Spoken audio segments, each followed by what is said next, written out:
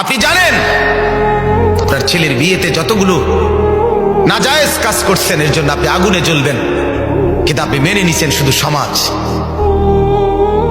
এজন্যই মেনে নিছেন, ডেক সেট বাজাইছেন, এজন্যই গায়ে হলুদের নগ্ন অনুষ্ঠান, উলঙ্গ অনুষ্ঠান করছেন, লাখ টাকার গেট করে।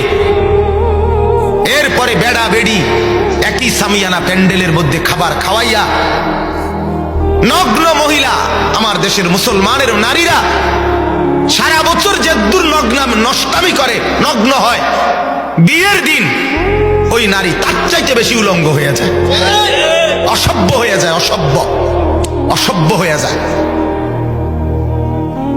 অসভ্য হয়ে যায়। এই পরিমাণ বেহায়া হয় সাজগোজার বেশভূষার নামে। হাইওয়ান আর জন্তু জানোয়ারের মতো নিজেকে সাজায়। কেন করলেন? কেন করলেন? 3 দিন ধরে বাড়িতে ডেক সেট বাজাইলেন কেন? গায়ে হলুদের এই উলঙ্গ অনুষ্ঠান করলেন কেন? সমাজ, এলাকা, মহল্লা, পাড়া, সোসাইটি মেনটেন, ছেলেকে খুশি করা, মেয়েকে খুশি করা, মেয়ের পক্ষ ছেলের পক্ষের তাদেরকে খুশি করা। আল্লাহ কোথায়? আখিরাত কোথায়? কবর কোথায়? বলেন বাপ, ভাবতে শিখেন। একজন হলে একজন ভাবেন, 2 জন হলে 2 জন ভাবেন, ভাবতে শিখেন।